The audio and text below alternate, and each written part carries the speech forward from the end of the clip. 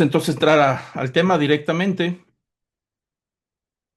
Antes de entrar al capítulo número uno, yo creo que vale la pena retomar el problema principal, entre otros, pero el problema principal de los que el apóstol Pablo va a enfrentar en la iglesia de Roma. Es un tema que ya lo comentamos durante la introducción, pero yo creo que vale la pena tenerlo presente para lo que vamos a ir estudiando, verlo a la luz de la problemática que está sucediendo en la iglesia de Roma. Por eso vale la pena hacer nada más un repaso rápido para tenerlo presente, ¿no? Acuérdense que la visión de los diferentes grupos de la iglesia en Roma, que la iglesia de Roma representa en cierta manera la iglesia en todo el imperio romano, ¿no? Pero ahí está más concentrado, por supuesto, por ser la capital. Entonces ahí están los judíos, hay cristianos gentiles y cristianos judíos. Algunos de los gentiles son romanos, otros son griegos y otros pudieran ser de otro trasfondo, pero principalmente estos son los grupos que dominaban. Entonces el judío que es cristiano, el que ha aceptado a Jesús como seguidor, pues él ha crecido en su cultura como el pueblo de Dios. Dentro de él se sienten que son el pueblo escogido por Dios y que por supuesto eso les da cierta superioridad. Y el resto pues son gente gentil, son impuros, son paganos, son intocables por cuestión de la misma religión judía que no les permitía tener ciertos tratos con los gentiles. Pero ahora se están sentando en las mismas bancas o tal vez en grupos de bancas o de sillas aparte en la reunión de la iglesia cuando se reúnen los domingos, pero ahí están los judíos, entonces esa parte cultural no se borra tan fácil, de la parte religiosa que ellos todavía tienen de sentirse el pueblo elegido, el pueblo escogido por Dios. Y los demás, pues vamos a ver, lo ven como arrimados, ¿no? Y el romano, en sí, el ciudadano romano, pues ese se siente superior precisamente por la ciudadanía que tiene que ver con todos los derechos, con todos los privilegios y el resto de la gente, ya sean judíos o griegos o de donde vengan, pues son gente incivilizada, es decir, no goza de los privilegios y algunos, por supuesto, son esclavos. En Roma hubo grupos de judíos que fueron esclavizados, grandes cantidades de judíos que fueron esclavos durante el reinado del emperador Nerón.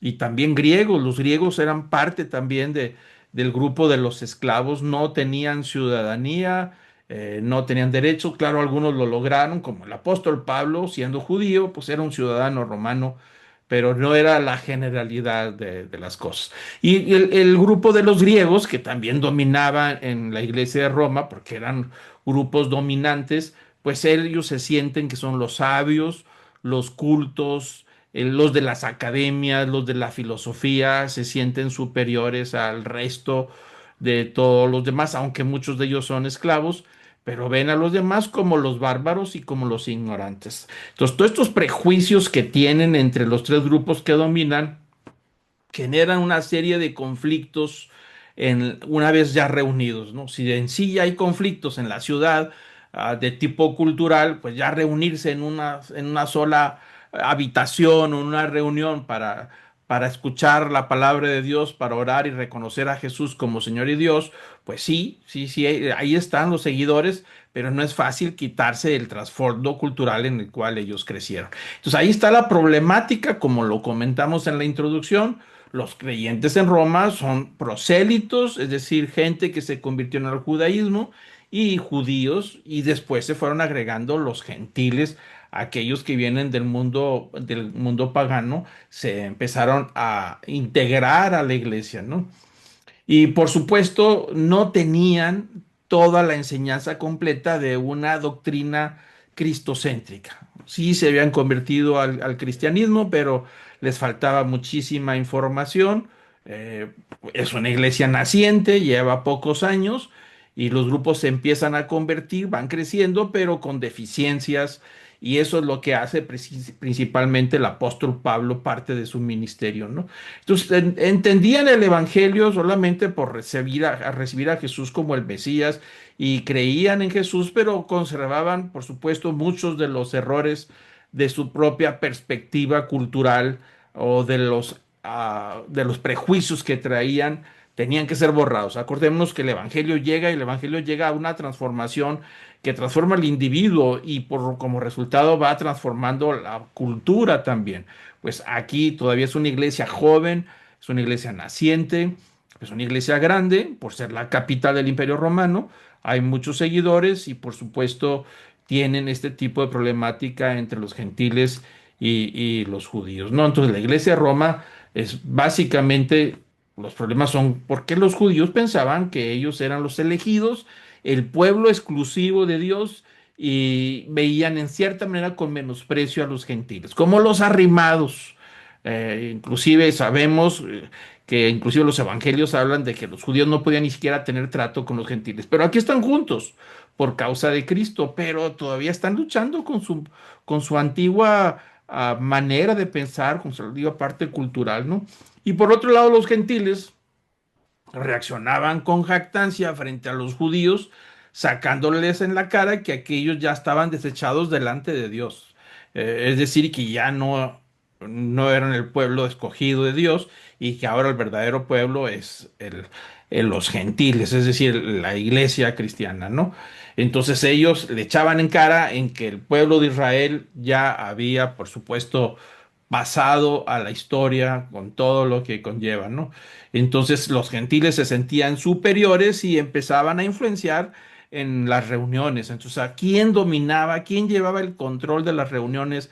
¿Qué cosas se permitían y qué cosas no se permitían? Pues eso trae una problemática, como les digo, una problemática grande que en cierta manera reflejaba la problemática en el Imperio Romano, en las iglesias donde había gentiles y había judíos. Aunque había iglesias puramente de judíos y otras iglesias puramente gentiles, pero en Roma es una ciudad grande y ahí están todos ellos reunidos. Entonces, estas rivalidades y estas discusiones, pues giraban en los puntos que ya lo comentamos en la introducción, principalmente las obras de la ley. Los primeros 5 capítulos, el apóstol Pablo va a tocar ese tema de la ley, ¿no? Es decir, qué cosas de la ley de Moisés se tienen que practicar y cuáles no. O sea, o tienen ellos que todavía deshacerse de todo su bagaje, ¿no? El tema de la circuncisión, que él lo va a tocar el apóstol Pablo en el capítulo 2 hasta el capítulo 4 sobre la necesidad de la circuncisión. O sea, qué tanto vale para el judío la circuncisión. Es el alma del judaísmo. Es decir, una persona no es judía a menos que esté circuncidado. Entonces ese es el centro de toda esta relación con el pueblo de Dios, la relación con Dios. Entonces no son pueblo de Dios a menos que estén circuncidados. Entonces ahora ellos insisten en que había que circuncidar a los gentiles que se estaban convirtiendo en seguidores de Jesús, porque Jesús era judío y entonces es algo que salió del judaísmo. Entonces discutían sobre esa problemática. Y no se diga de la moralidad. Eso lo va a tocar, perdón, en los capítulos 6 a 7 porque venían los gentiles sin religiosidad, aunque pudiera haber algunos gentiles que practicaban alguna religión pagana o la religión civil del Estado romano, finalmente en cuestión de moralidad, aunque fueran muy religiosos, ellos eran muy laxos, muy libres en sus prácticas morales. Entonces la religión tenía otro sentido, no tanto un cambio de comportamiento como el pueblo de Israel, en donde vemos una enorme de veces cuando Dios le dice al pueblo de Israel, apártate de los pueblos vecinos, no seas como los pueblos vecinos, no hagas lo que ellos practican, es decir, siempre hay la línea de que tú estás apartado, no eres como los demás, pero en todos los gentiles pues vivían su propia moralidad a como ellos querían. Y eso, por supuesto, aunque llegan a convertirse en seguidores de Jesús, el no venir de un trasfondo judío, pues todavía practicaban ciertas costumbres que pudieran marcarse como inmorales, ¿no? Eso es donde ahí empiezan también estas discusiones.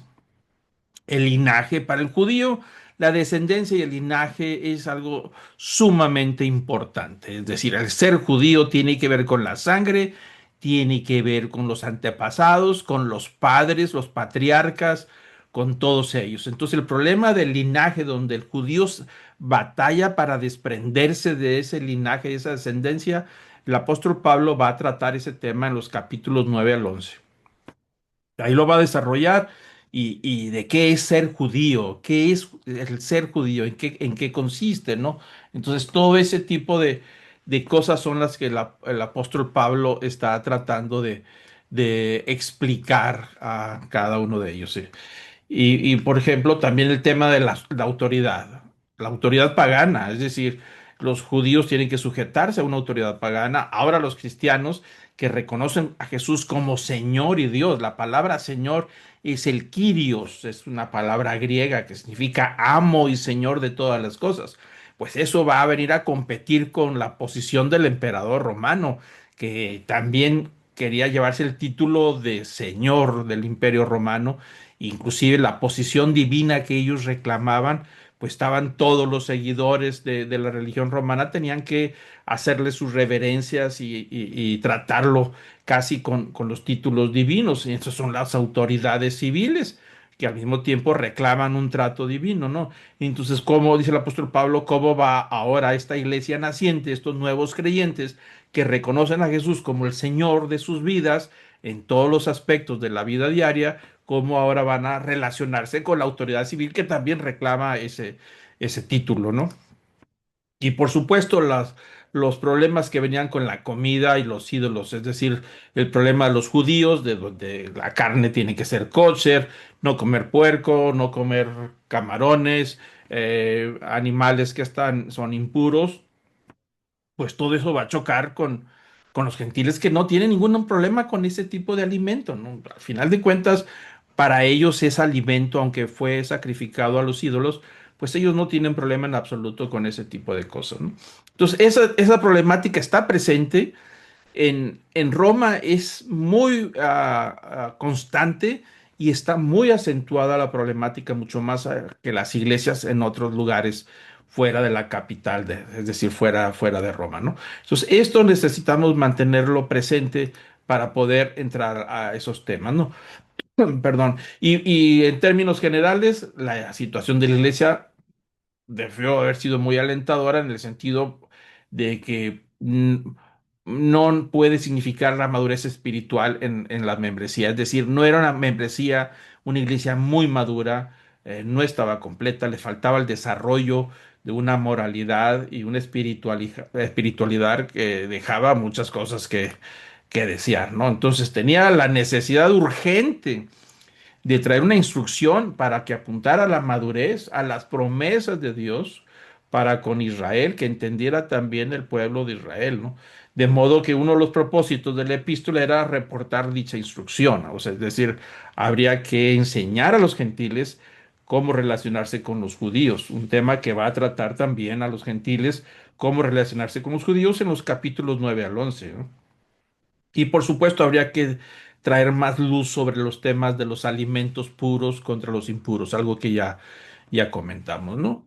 Entonces también esa luz es ricamente aportada, no solo hacía falta información, sino también exhortación, es decir, hacer esos cambios en la vida diaria, y esto especialmente en lo que tiene que ver con los asuntos tales como la obediencia a la autoridad civil, como lo comentamos, capítulo 13 y las actitudes correctas frente a los cristianos que son fuertes o son maduros, fuertes en su fe, con el cristiano que es débil, que va empezando y que por supuesto hay muchas cosas que le falta todavía a superar. Entonces ahí está la iglesia inmadura con muchos problemas, es una iglesia grande, por supuesto, y mucha gente importante, como lo estudiamos en el capítulo 16 de quiénes eran estos romanos, pues los vimos que había gente de todos los niveles sociales, esclavos, libres, judíos, inclusive gente importante que estaba relacionado con el César, ¿no? Entonces ahí está la problemática y el apóstol Pablo, por supuesto,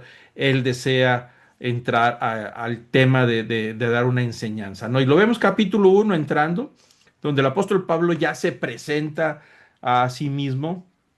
El versículo 1 dice, Pablo, siervo de Cristo Jesús, llamado a ser apóstol y apartado para el Evangelio de Dios. Ahí toca algunos temas importantes en el versículo 1 de Romanos 1. La palabra siervo es una palabra griega que es doulos, que también significa esclavo. Es decir, siervo tiene que ver con la esclavitud, no es un siervo libre, sino más bien es un esclavo voluntario. Y entonces el apóstol Pablo se ve a sí mismo y así se presenta como diciendo yo soy un esclavo voluntario de Jesucristo, ¿no? Y que tengo un llamado, dice un llamado a ser apóstol, una invitación, algo que Jesús hizo con él, lo llamó desde su conversión, lo llamó para que él fuera precisamente llevar el evangelio a los gentiles, ¿no? Y ese llamado a ser apóstol. La palabra apóstol quiere decir básicamente ser enviado. Alguien que tiene un propósito, que tiene una encomienda, que tiene una tarea que hacer que alguien le dio. Entonces, perdón, traigo la garganta un poquito seca. Ahora sí, vamos a seguir. Entonces aquí el asunto es que el apóstol Pablo estaba con ese llamado de que se lo dio el Señor Jesucristo, no fue algo que él quería hacer.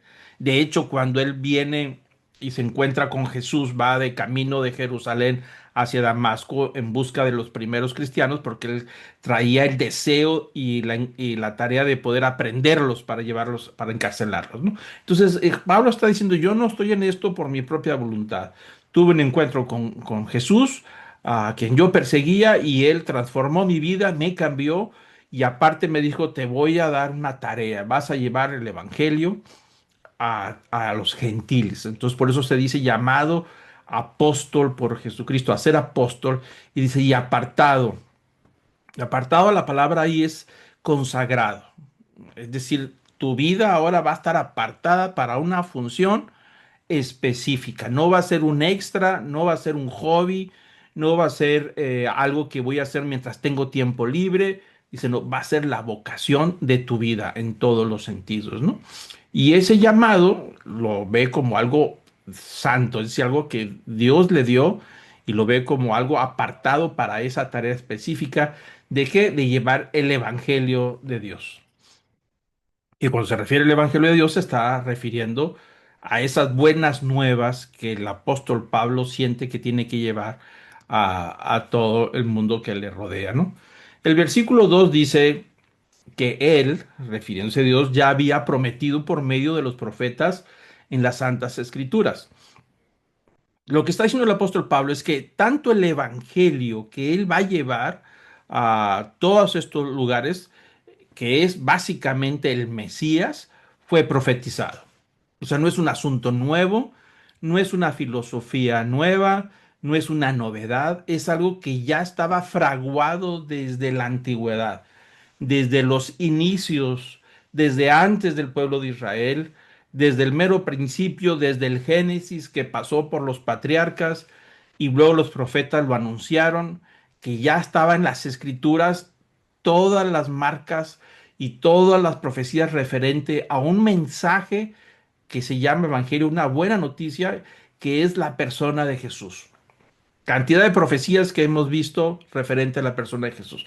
Entonces Jesús les está diciendo a los romanos que todo este tema que él trae de llevar el Evangelio, pues es algo que Dios había preparado desde la antigüedad y que había hablado por los profetas y que todo estaba escrito, ¿no? Que no era algo que él estaba inventando ni se le estaba ocurriendo.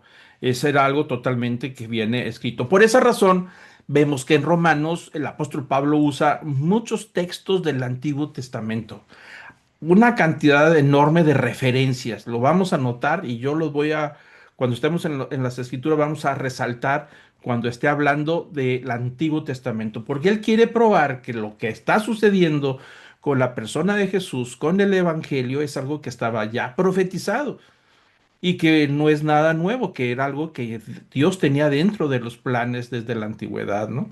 Y que podían, por supuesto, corroborar con las Santas Escrituras, es decir, podían abrir los rollos de ver los profetas Isaías, de poder ver los profetas Jeremías, Zacarías, todos los profetas empezaban a hablar acerca del Evangelio y la persona de Jesús. Y luego dice el versículo 3 dice acerca de su hijo, es decir, de Jesús, que nació de la descendencia de David según la carne.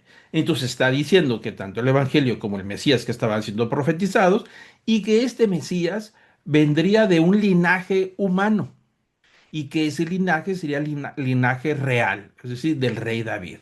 Lo sabemos, lo leemos cada año cuando el ángel le dice a María que el hijo que llevará en su seno, pues es el descendiente del famoso rey David, porque Dios le hizo una promesa al rey David de que de su descendencia se levantaría un rey que sería eterno y para siempre. Entonces, el apóstol Pablo dice acerca de Jesús que este Mesías, que esta promesa desde la antigüedad vendría de un linaje humano, pero también de un linaje con realeza.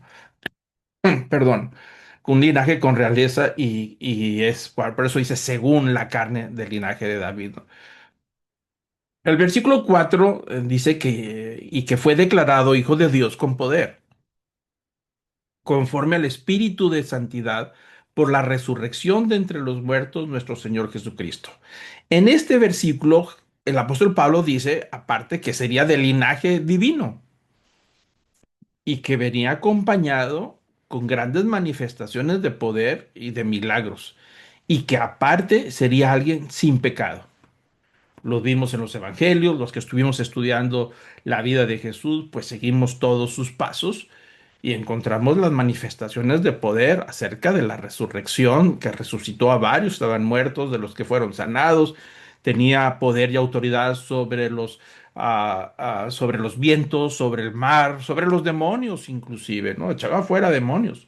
Entonces ese acompañamiento de alguien que tiene un linaje humano, de ser humano, y que tiene un linaje de real, del famoso rey David, pero al mismo tiempo es divino, viene acompañado con poder. Es decir, el poder más grande es la resurrección. Es decir, Jesús mismo puso su vida y él se levantó él mismo de entre los muertos. Entonces ahí habla de ese poder, de esa manifestación poderosa y que sería la característica de él, sería sin pecado. Por eso habla de conforme al espíritu de santidad, alguien que no tenía pecado en él, ¿no? Entonces Jesús está hablando de los dos linajes del mismo Mesías profetizado, ¿no? Y sigue diciendo en el versículo 5 por medio de quien hemos recibido la gracia y el apostolado para promover la obediencia a la fe entre todos los gentiles por amor a su nombre. Entonces dice el versículo 5 dice que por medio de él, del Mesías profetizado, que tiene esas dos naturalezas, humana y divina, dice, se ha recibido la gracia. Hubo dos regalos, la gracia y el otro regalo que es el llamado al apostolado. Es decir, todo creyente, todo discípulo de Jesús es un apóstol en el sentido de llevar, de evangelizar y de transmitir esa fe. Entonces dice, hemos recibido la gracia y el apostolado para promover la obediencia a la fe. Y aquí aparece por primera vez el tema de la fe, que hablaremos muchísimo en esta carta, ¿no? Entonces dice el apóstol Pablo, a mí me han encargado la tarea, me ha dado un llamado, un apostolado que es sagrado, que es santo, de llevar este evangelio y esta buena noticia de que el Mesías ya nació, que fue profetizado, que es de la descendencia de David y que también es del linaje divino, con poder y resurrección de entre los muertos. Y esto tenemos que llevarlo a todos lados para poder que lleve a la obediencia a la fe. Es decir, las personas que escuchen este mensaje respondan obedeciendo a la fe. Es decir, la fe va a reaccionar cuando escuchen el mensaje y entonces ellos deben de obedecer a esa fe. Y lo vamos a explicar un poquito más adelante con claridad. Entonces el apóstol Pablo tiene muy claro que este mensaje tiene que ser llevado y que la persona cuando escuche el mensaje debe de obedecer a lo que la fe le está llamando. La fe reacciona y él tiene que obedecer. Pero dice el apóstol Pablo, para agregarle más, que esta obediencia, este llamado y este apostolado de llevar la gracia salvadora, que es lo que es el centro del mensaje, esa gracia que salva, lo lleva para poder provocar en los que escuchan el mensaje que obedezcan a su fe, pero principalmente dice entre todos los gentiles. Y ahí está hablando el apóstol Pablo diciéndole a los romanos que su ministerio es hacia los gentiles, es decir, aquellos que no han tenido contacto con la religión judía, pero que también Cristo murió por ellos. Perdón, traigo la garganta un poco seca, pero bueno, vamos a continuar así. Entonces ahí el tema lo tiene el apóstol Pablo muy claro, que el objetivo de presentar este mensaje es para qué, para que el ser humano, el que escuche el evangelio, le ponga la fe y obedezca a la fe lo que está sucediendo. Y que lleva un énfasis principalmente el apóstol Pablo para los gentiles, para poder que entren a la obediencia de la relación con Dios.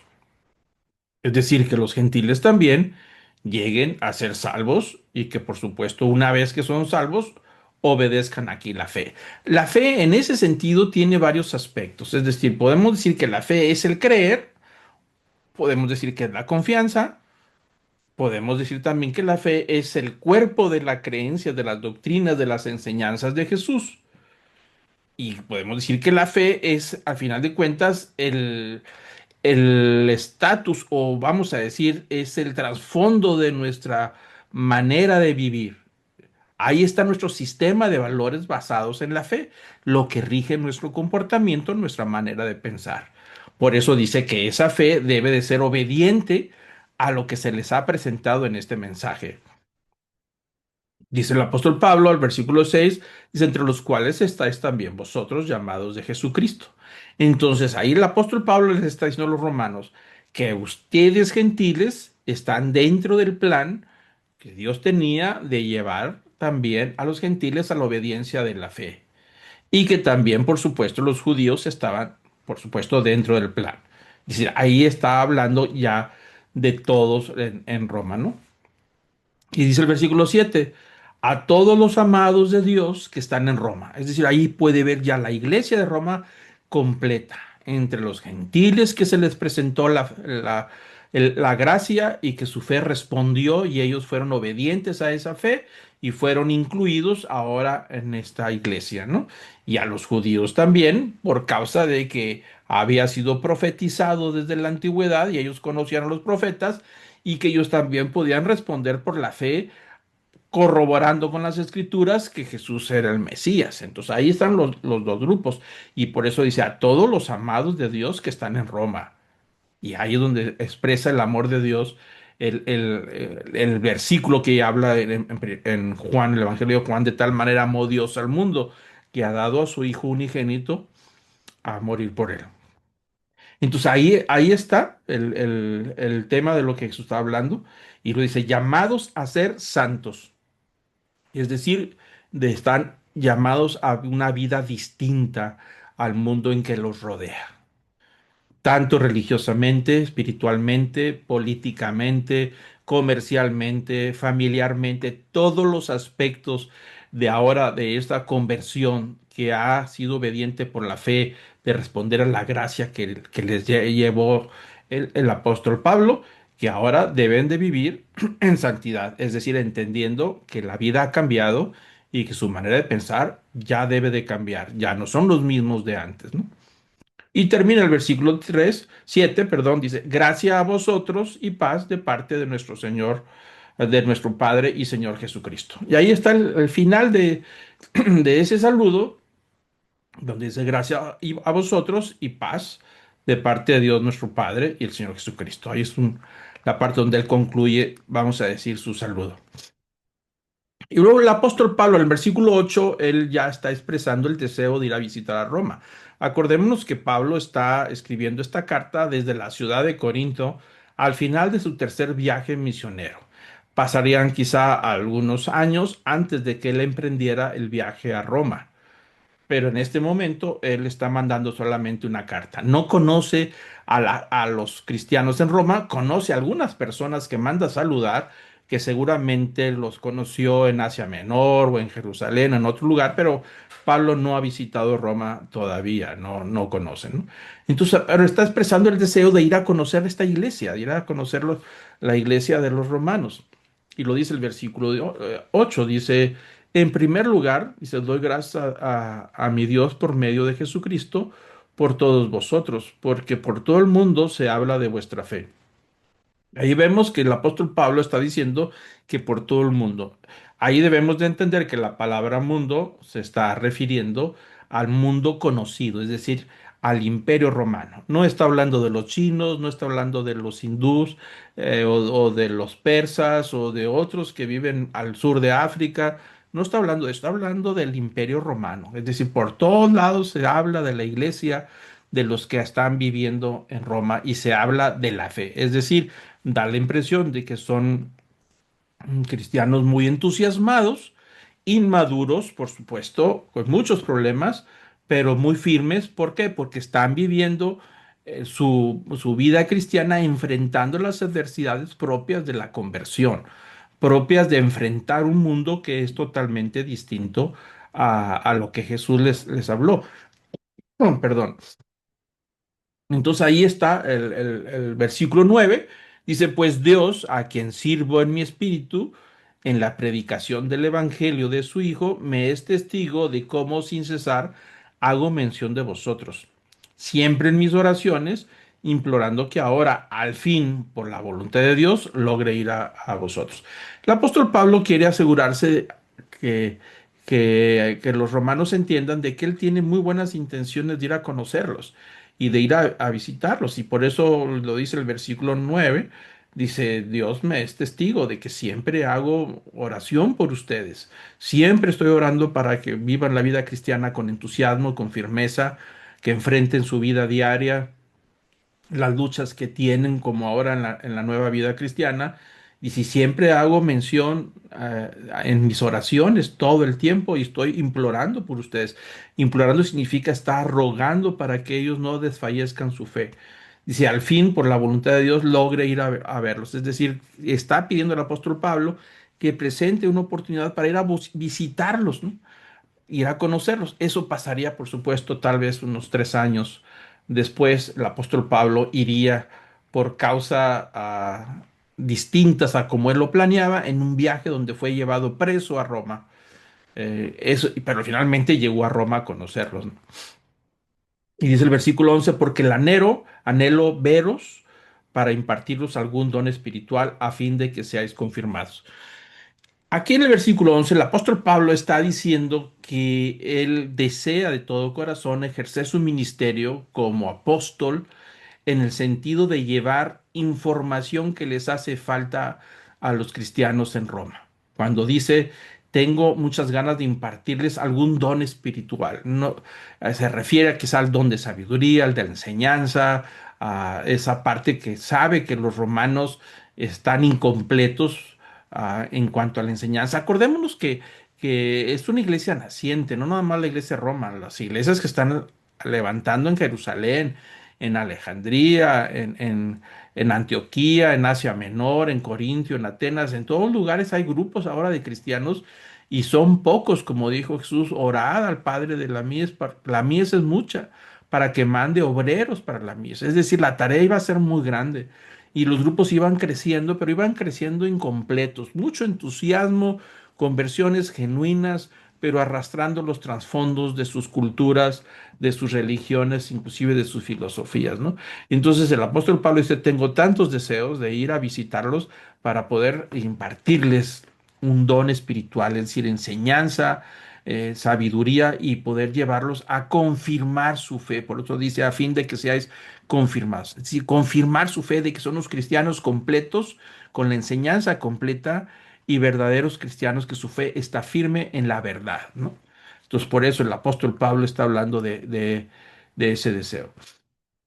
Y dice el versículo 12, dice, es decir, para que cuando esté entre vosotros nos confortemos mutuamente, cada uno por la fe del otro, tanto la vuestra como la mía. Y está hablando de la alegría y el gozo de encontrarse con algún cristiano que no conocía y de ver su testimonio de lo que Dios ha hecho en su vida, y Pablo compartiendo lo que Dios ha hecho en su vida. Es decir, confortarse mutuamente en lo que ha hecho el Espíritu Santo en la vida de cada uno por la fe en Jesucristo, ¿no? Entonces está hablando de ese compañerismo, de esa enseñanza y ese aprendizaje de lo que Dios está haciendo en la vida de cada uno. Eso se llama dar testimonio, y eso es algo que nosotros debemos siempre de estar compartiendo hacia los demás, de cómo nos podemos enriquecer unos a otros por lo que Dios está haciendo en su vida y cómo podemos aprender unos de otros. Finalmente, Pablo habla de esa parte y usa la palabra confortarnos, es decir, disfrutarnos unos a otros en el sentido de lo que el Espíritu Santo está haciendo, ¿no?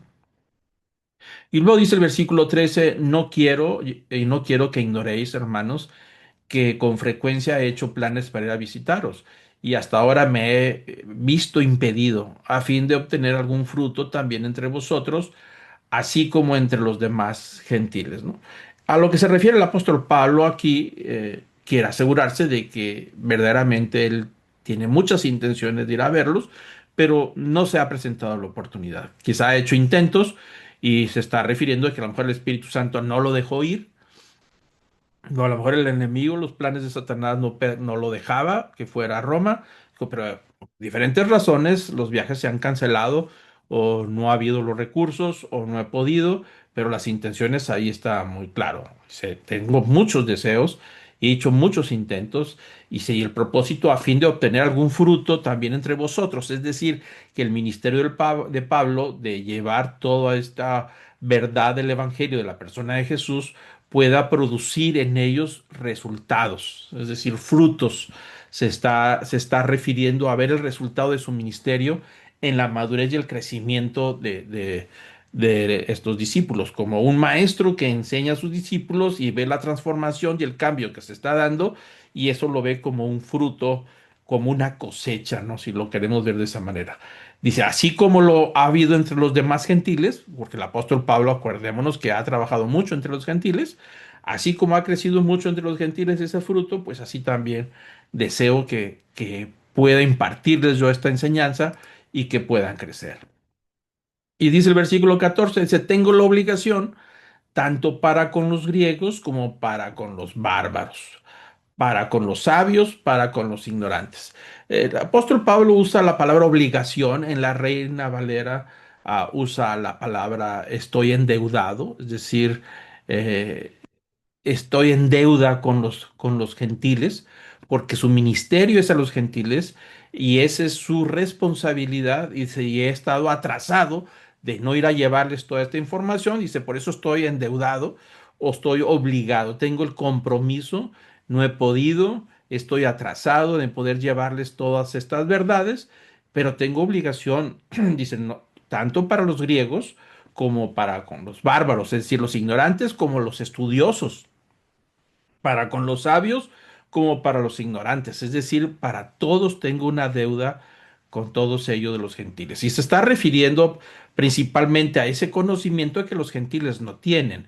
Los judíos pues tenían todo el Antiguo Testamento, las escrituras, los profetas, la ley de Moisés, pero todos los griegos no conocían nada de eso, ¿no? Ellos venían de otras religiones y no sabían nada acerca de las profecías, acerca de todos estos temas que él va a tratar en esta carta, ¿no? Dice así es el versículo 15, así que por mi parte, ansioso estoy de anunciar el Evangelio también a vosotros que estáis en Roma. Notemos algo interesante, ¿no? Sigue redundando sobre el tema de la ansiedad, de la urgencia, de la deuda que tiene con gentiles de llevar el Evangelio, pero llama mucho la atención, dice, estoy ansioso de anunciar el Evangelio también a vosotros que estáis en Roma. Entonces, uno dice que no son cristianos los que saben en Roma. Sí, por supuesto. Pero Pablo se está refiriendo a que no tienen el evangelio completo. La enseñanza del evangelio no está completa. Entonces, por esa razón, se me urge, estoy endeudado y pido al Señor que me dé la oportunidad de ir a visitarlos para poder estar un tiempo con ustedes y empezar a enseñarlos y confirmarles la fe a ustedes como verdaderos cristianos, ¿no? Entonces ahí habla de anunciar ese evangelio, ¿no? Y ahora el versículo 16 nos encontramos con el tema central de la carta. El tema central de la carta aparece luego en el primer capítulo, en el versículo 16. Ese es el tema de toda la carta del libro de los Romanos que el apóstol Pablo va a empezar a desarrollar. Por eso dice que él quiere enseñar el evangelio a todos ellos y luego dice el versículo 16, dice, porque no me avergüenzo del evangelio. Deseo tanto enseñarles el evangelio que a mí no me da vergüenza de lo que les tengo que enseñar. Dice, a mí no me da vergüenza el evangelio porque es poder de Dios para salvación. es decir, a todo aquel que cree. Y empieza a decir que el Evangelio para el que cree se convierte en algo poderoso, pero para el que no cree es una leyenda o es algo que es inútil y que puede dar vergüenza. Entonces, lo que el Pablo estaba enfrentando y que muchos de sus compañeros y los apóstoles enfrentaban y de los muchos cristianos, era enfrentarse el tema del Evangelio. Es decir, el Evangelio es la medicina que salva al pecador. Y entonces el apóstol Pablo dice, me urge que tengan la medicina completa, no diluida, ni siquiera que estuviera revuelta, mezclada con sus costumbres paganas o costumbres religiosas, sino que tenga un evangelio completo y auténtico. Por eso me urge. Pero dice, y este evangelio que yo les predico, pues no me da vergüenza, aunque estoy consciente que para los judíos es un tropiezo, para los judíos religiosos no pudieron digerir el mensaje del evangelio. Acordémonos cuando estudiamos los evangelios, la vida de Jesús, no pudieron los fariseos, los saduceos, los herodianos, la élite, los sacerdotes, todos ellos no pudieron con el evangelio. ¿Por qué? Porque no podían aceptar que Jesús era el Mesías prometido, el profetizado. Y todos los milagros que Jesús hacía se los atribuían a Satanás. Y entonces para los judíos es una piedra de tropiezo. No superan la muerte de Cristo en la cruz. Se burlaban del Salvador. ¿Por qué? Porque el Salvador tenía que pasar por un sufrimiento en la cruz. Y pues es una vergüenza. Esa es una burla pensar que alguien viene a salvarme y que muere en la cruz. Pues entonces, ¿dónde está? Por eso le decían a Jesús, pues si eres el Hijo de Dios, pues sálvate a ti mismo y de pasada nos salvas a nosotros. Pero ellos no lo podían superar. Entonces, cuando Pablo iba a los demás apóstoles a predicar en las sinagogas, muchos se burlaban de ellos. Dijo, ¿cómo crees tú en esas tonterías? ¿Cómo me dices que viene a salvarme si murió en la cruz como un ladrón, de los más bajos? Murió como un criminal, de los peores, en la cruz. Muerte vergonzosa. Pero, ¿qué es lo que pasa para los griegos? Pues el evangelio es una locura. Se embofaban, se reían también, pero por causa de la resurrección de Jesús. Ese tema no existía en la mentalidad de los griegos, de los filósofos, ni de las religiones judías. El concepto de la resurrección no está presente ahí. En el judaísmo sí, había inclusive pasajes en el Antiguo Testamento, profecías acerca de la resurrección de la carne. De una manera u otra, ellos estaban familiarizados y sabían que había una promesa de resurrección. Pero los griegos no. Los cultos no, los filósofos no tenían idea. Entonces decir que ellos pensaban que al momento de morir, pues se moría y se moría el alma y se acababa la vida y ya bien no hay nada de aquel lado. Y ahí se basaba, por supuesto, toda la filosofía y muchas de las tendencias filosóficas y de las religiones. Venían religiones orientales acerca del karma y que vienes y hay una, pues no una resurrección, sino más bien una ah, manera de ser transformados en otro ser, ¿no? Es un ciclo de vida al final de cuentas, ¿no? Entonces el griego, pues se burlaba, se mofaba de la resurrección de Jesús. Por eso Pablo dice, yo no me da vergüenza predicarles este evangelio. No me da vergüenza porque este evangelio es poderosísimo. Es muy poderoso, pero para los que cree, porque el que no cree es solamente un documento escrito y son hechos, dichos, pero no, dice, para él no es nada, no se activa, pero para el creyente se activa este evangelio y empieza a salir del evangelio toda una fuerza que empieza a transformar al individuo. Por eso dice el apóstol Pablo, porque es poder de Dios, es el poder de Dios, es la fuente de Dios, es el recurso de Dios para la salvación, para la transformación, para la resurrección, para cumplir sus promesas. El medio que Dios está usando es el Evangelio, que tiene el poder de transformación y de hacer las cosas totalmente nuevas. Y dice al final del versículo, al judío primeramente y también al griego. Esa expresión la va a usar muy seguido en el libro de Romanos, al judío primeramente y también al griego. Hay que recordar que no se está refiriendo a prioridad. Este es un asunto más bien de orden, porque el evangelio llega primero al judío y dentro de la religión judía, a través de los profetas, fue anunciado el evangelio. Entonces, primero fueron ellos los que tuvieron ese encuentro con el Evangelio, ¿no? Y luego después, por supuesto, los griegos. Lo va a repetir constantemente, ¿no? Pero bueno, ¿qué es el Evangelio? Si el Evangelio es el poder de Dios y Él no se avergüenza del Evangelio, pues necesitamos entender qué es el Evangelio, qué es lo que va a hacer el apóstol Pablo para poder, dice que les va a enseñar el Evangelio a estos romanos. Primero que nada, el Evangelio es Jesús de Nazaret. Es la persona de Jesús y el Evangelio es la misma cosa. Es la promesa hecha carne que fue profetizado en las Escrituras entre los profetas. Por eso lo dijo desde el principio, los primeros versículos. El Evangelio es la persona de Jesús y la persona de Jesús está relacionado con todos sus dichos. El Evangelio es toda la enseñanza de Jesús, su doctrina, su revelación del Padre. Son sus hechos, lo que hizo, los milagros, la cruz, la resurrección, todo lo que Él hizo y lo que hará, es decir, sus promesas. Este es el Evangelio.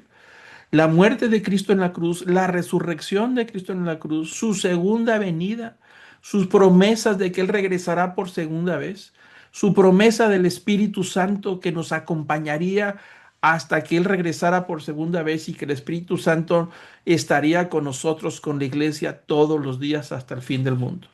La promesa de darnos una nueva vida, la promesa de que a través del arrepentimiento perdonaría los pecados. Entonces, todo este cuadro de hechos que vimos en la vida de Jesús, todo eso es el Evangelio. Eso es lo que enseñaban. Eso es lo que llevaban predicando por todos lados para que la persona pudiera exponer el Evangelio a los gentiles y entonces obedecieran por la fe a todo esto, al Evangelio, porque el propósito era la restauración. Y luego dice el apóstol Pablo, versículo 17, la razón que es poderosa el Evangelio. Dice, porque en el Evangelio la justicia de Dios se revela por fe y para fe, como está escrito, mas el justo por la fe vivirá. Yo uso la versión de la Biblia de la nueva, la Biblia de las Américas, porque usa en mayúsculas. Cada vez que nos encontramos con párrafos en mayúscula, quiere decir que está tomado de las escrituras del Antiguo Testamento. Es una profecía. Y aquí el apóstol Pablo está haciendo referencia a una profecía. Entonces dice, ¿por qué el Evangelio es tan poderoso? Porque en el Evangelio Dios revela su justicia. Es decir, en este cuerpo de lo que hablamos, de la persona de Jesús, sus enseñanzas, sus dichos y sus promesas, Dios está revelando, se está revelando a sí mismo y está revelando su justicia, es decir, en la manera en que Él salvaría al pecador. Pero dice que este Evangelio se revela la justicia de Dios, que ahí está en como si fuéramos a decir en clave, porque para el que no cree no es nada, pero para el que el creyente es poderoso, entonces ahí está mostrando ese poder que va a detonar para el que cree, se revela por fe.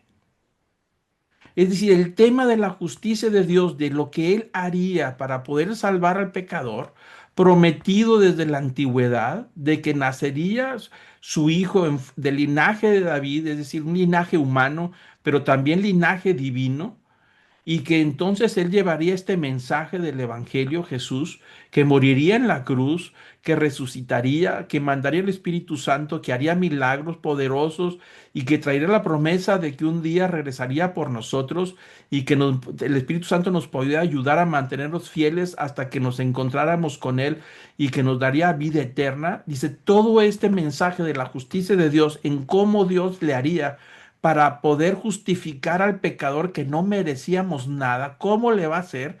Dice, está revelado, pero por fe. Y ahí está el punto.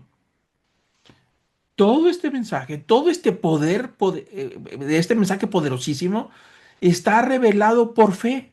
No se puede entender de otra manera más que por la fe. Pero noten ustedes que dice que por fe y para la fe. Dos palabras muy importantes, por y para. El apóstol Pablo usará estas dos palabras también muy seguido en el libro de Romanos, lo veremos más adelante. Pero dice que esta justicia que está encapsulada, guardada en todo este mensaje de la persona de Jesús, la única manera de que se revele el plan de Dios es por fe. No hay otra.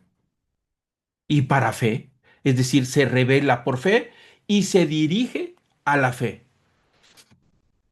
Entonces el apóstol Pablo va a decir que ese tema de que la justicia de Dios se revela por fe y para la fe ya estaba profetizado, que no es algo nuevo. Mas el justo por la fe vivirá, dice. Y está citando el pasaje del libro del profeta Habacuc, capítulo 2 versículo 4. No era nada nuevo, ¿no? Entonces vamos a verlo en una pequeña gráfica. Este cuadrito que es el Evangelio, la persona de Jesús con sus dichos, se revela la justicia de Dios. Ahí está en todo, en la persona de Jesús, con todo lo que enseñó, con lo que hizo y con lo que prometió, ahí está revelada la justicia de Dios. La justicia de Dios es la manera en que Dios haría su plan, cumpliría su plan de rescatar al ser humano. Entonces la justicia de Dios se revela. Haz de cuenta como Apocalipsis, usa la palabra revelación, como correr una cortina, no se podía ver, nadie lo veía, nadie lo entendía, los profetas no lo entendían, los fariseos no lo entendieron, los sacerdotes no lo entendieron, los saduceos tampoco, nadie lo entendía, pero ahí estaba la manera en que Dios prometió que iba a salvar al pecador. Pero la única manera que se revela, por eso usa la palabra Apocalipsis, es como revelar, quitarle la cortina a la placa, como si fuéramos a inaugurar una placa o cuando se abren las cortinas de los teatros. Así se reveló y la justicia de Dios ahí está y se está revelando y la única manera de revelarse es por la fe.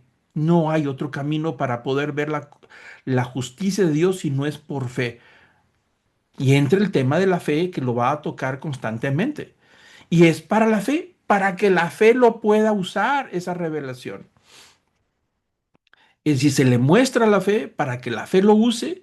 Y entonces el pecador, cuando usa la fe de la justicia de Dios, de esa revelación, pues hay una justificación. Es decir, el ser justificados por la fe, este pecador alcance la vida eterna. Y de esa manera regresa al Evangelio, viviendo por el Evangelio los años que le quedan. Por eso el apóstol Pablo decía, lo que vivo lo que vivo en la carne, lo vivo en la persona de Jesús. Es decir, los años que me quedan en esta tierra lo voy a vivir en el Evangelio de Jesús. Una vez que ha sido transformado, justificado y perdonado, le queda ahora vivir ese mismo Evangelio que tenía encapsulado la justicia de Dios. Lo voy a explicar un poquito más, porque aquí está la clave de todo lo que estamos hablando, del centro del tema del libro. Parece medio capcioso, se revela por fe y para fe, pero aquí lo vamos a explicar un poquito más. Ahí está el Evangelio en esta gráfica. Y ahí está el centro del regalo, que es la gracia de la cual el apóstol Pablo dice, de la cual recibimos la gracia del apostolado a través de Jesucristo. Ese es un regalo, pero el ser humano no lo ve, no ve la gracia. Solamente ve un regalo que viene envuelto en sangre, que es la persona de Jesús. Es una envoltura, el regalo de la gracia y de la salvación viene envuelto en un papel ensangrentado. Entonces el ser humano no puede digerir ese tema de un regalo que le están dando solamente viendo la sangre y viendo el sufrimiento y viendo que es una locura, no puede. Entonces, ¿qué es lo que pasa? ¿Cuál es la clave para poder abrir ese regalo? Para poder ver lo que hay adentro de esa gracia que Pablo está diciendo que hemos recibido esa gracia por Jesús y ese llamado. Entonces el ser humano le trata de aplicar la razón. Quiere decir que quiere abrir ese regalo o quiere abrirlo a través del razonamiento. Y entonces, ¿cuál es la conclusión? Pues es ilógico. No se puede.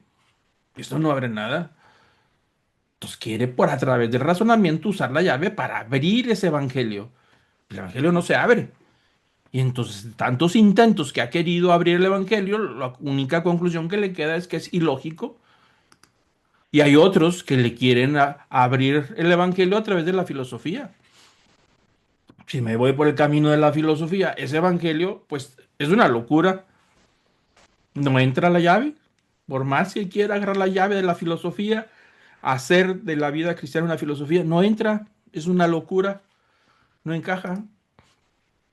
Quiere darle a través de las emociones, imposible. ni emocionalmente puede agarrar la llave para abrir qué es lo que hay adentro de ese regalo que viene envuelto en sangre, que es la sangre de Cristo. A través de la religión tampoco se puede. Curiosamente, tampoco se puede. Así fue el tropezadero de los judíos. Los judíos querían entender a la persona de Jesús a través de su sistema religioso. Y entonces era un tropiezo. Era un tropiezo porque no pudieron digerir el tema de que el Salvador tenía que sufrir y morir en la cruz. O sea, a través del sistema religioso no se logra abrir la llave del Evangelio para poder recibir ese regalo que hemos recibido a través de Jesucristo. A través de ese Evangelio no se puede abrir de ninguna manera. Pero ¿cómo se abre esto entonces? Bueno, aquí es donde está el tema de lo que dijo el apóstol Pablo con el versículo que acabamos de leer. El individuo usa la fe, porque es por medio de la fe, aquel que le aplique la fe hacia el Evangelio, a través del arrepentimiento, es decir, que crea en la persona de Jesús, sus dichos, sus hechos y sus promesas, le aplique a la fe y que esa fe al escuchar ese evangelio responda, vibre, es decir, como que se alinea con el evangelio, lo que está escuchando, y entonces resurge en arrepentimiento, en un deseo de un cambio de vida. ¿Qué es lo que pasa cuando el hombre le aplica la fe? Se abre el evangelio, se destapa el regalo y se abre por completo y entonces empieza a ver la justicia de Dios que se está revelando para la fe, porque lo dijo muy claro, no hay manera. El Evangelio fue hecho, la persona de Jesús fue hecho para dirigirse a la fe, no dirigirse a la mente ni a las emociones. No porque estoy muy emocionado, ya abrí el Evangelio con todos sus beneficios. No porque estoy orando de arrepentimiento, no, no es eso. Es la fe en la persona de Jesús, pero que reacciona a través de un cambio de vida. La única llave que abre este evangelio es la fe que todos tenemos. Todos los seres humanos hemos nacido con una dosis de fe. Y esa fe tiene que usarse al momento en que se le presenta el evangelio. Todos tenemos fe. Algunos la han usado para fe para sí mismos. Otros usan la fe para sus relaciones, amistades, en donde tiene fe que sus amistades lo van a sostener en el momento difícil. Otros tienen fe en algún bulto, en alguna escultura, en algún personaje bondadoso. La fe la puede dirigir a quien quiera, pero tenemos que tomar conciencia que el propósito de Dios de darnos una fe es lo que dice el libro de Santiago, que juntamente con la prueba Dios da la salida. Y la salida del ser humano es la fe. Pero esa fe no la podemos dirigir hacia ningún lado. Tiene que ser dirigida única y exclusivamente al Evangelio. ¿Por qué al Evangelio? Porque en el Evangelio se revela la justicia de Dios. Porque el Evangelio fue hecho para la fe. Está configurado para que encaje con la fe. Y una vez que el ser humano le aplica la fe, de creer en la persona de Jesús, a creer en sus enseñanzas, sus doctrinas, sus promesas, sus hechos, reacciona, vibra en arrepentimiento, en un deseo de cambio de vida y se abre el Evangelio con gracia. Y entonces, ¿qué se le regresa? Un poder por del que hablaba el apóstol Pablo. No me avergüenzo del Evangelio porque es poder de salvación. Se detona, se abre ese candado que era difícil de abrir y sale el poder del Evangelio que tiene la capacidad de darle vida nueva al creyente, al que le aplicó la fe. Dijo, por eso no me da vergüenza, porque sé que cuando estoy predicando, muchos de los filósofos se ríen de mí, se burlan de mí porque no entienden, no le aplican la fe. Y cuando estoy con los judíos y se burlan también de mí, no pueden superarlo porque quieren abrir el evangelio a través de la religión y no se puede a través de la religión judía porque es un tropezadero. Tropiezan y Jesús lo dijo, hay de aquel sobre el cual esta piedra caiga. Va a ser tropezadero para ellos. Si lo quiere a través de la razón, va a tropezar. Va a ser ilógico. Si lo quiere por razonamiento de filosofía, es una locura. Si lo quiere a través emocionalmente, no lo va a abrir, es imposible. Y si quiere ser muy religioso, pues podrá ser muy religioso y portarse bien, pero es un tropezadero porque la única manera de abrir el Evangelio para que se revele la justicia de Dios y la manera en que Dios va a salvar al hombre es por fe.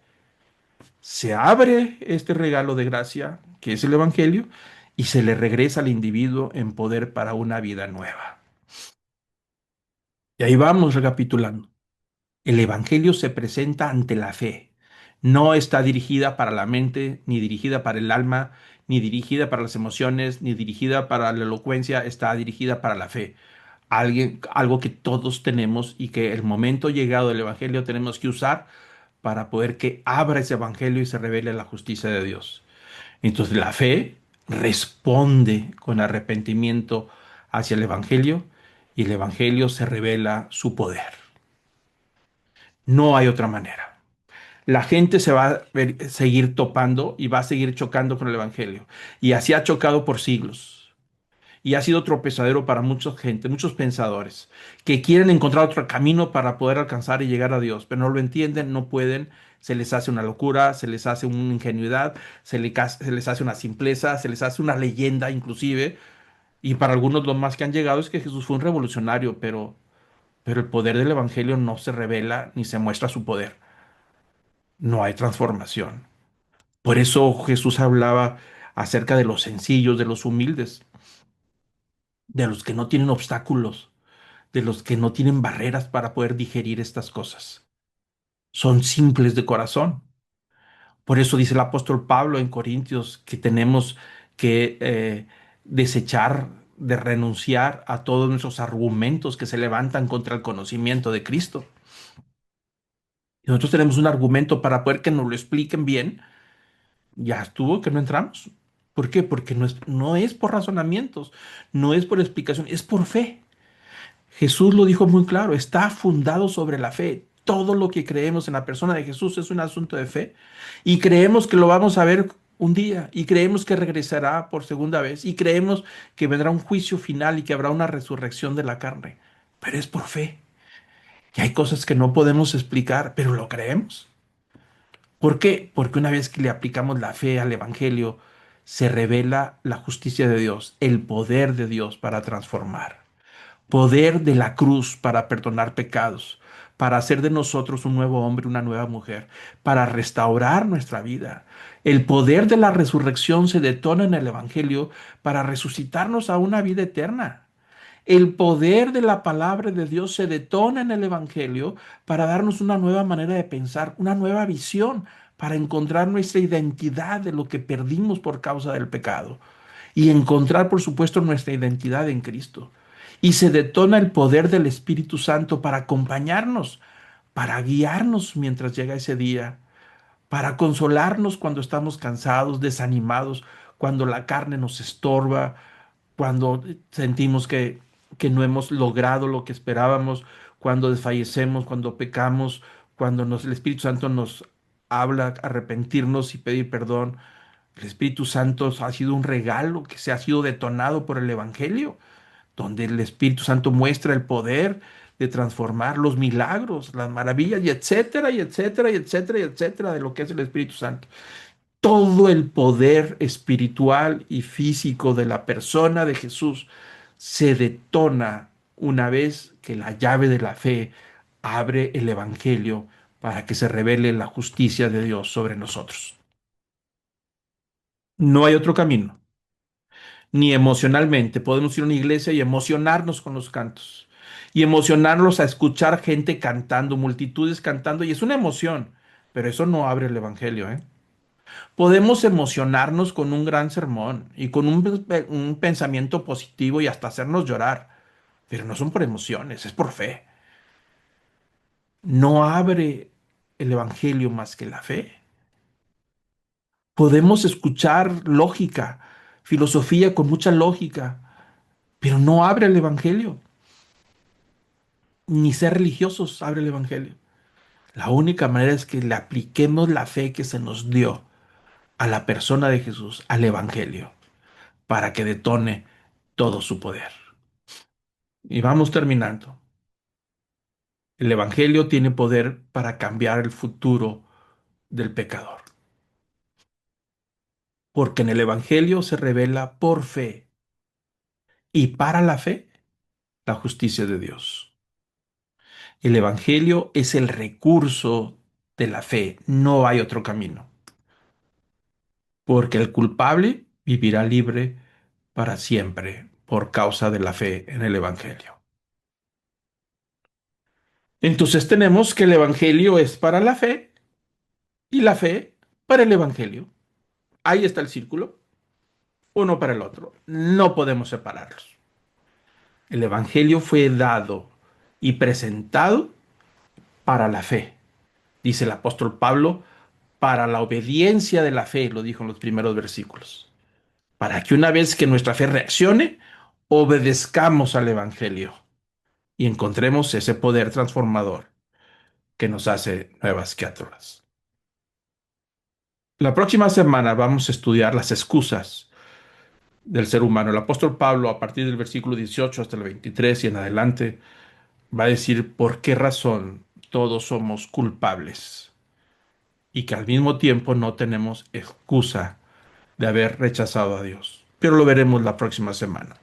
Entonces yo le pido que incline su rostro. Vamos a terminar este momento pidiéndole al Señor, dándole gracias por su palabra y pidiendo al Espíritu Santo que nos dé luz y claridad sobre lo que hemos estudiado. Amado Padre, Señor, gracias te damos en esta noche. Gracias por esta palabra que nos estás dando. Yo te quiero pedir que tu Espíritu Santo nos dé la claridad necesaria para entender que este evangelio maravilloso para algunos es una locura, para algunos es motivo de vergüenza, pero para aquel que le aplica la fe y que cree es poder de salvación. Gracias, Señor, porque en este evangelio, que es la persona de Jesús, tú te has mostrado y has mostrado tu poder y has mostrado tus planes en la persona de Jesús. Te pido, Señor, que podamos acercarnos a ti única y exclusivamente por la fe, porque es el único camino que puede detonar el Evangelio y detonar ese poder transformador. Gracias, Señor, te damos por esta palabra. Yo te quiero pedir que tu Espíritu Santo esté con nosotros y nos lleve a reflexionar, a meditar, a entender y comprender la grandeza de esta gran verdad, que es la base y el sustento de lo que el apóstol Pablo va a seguir explicando en el resto de los capítulos. Recibe, Señor, el honor, el poder y la majestad por los siglos de los siglos. Amén.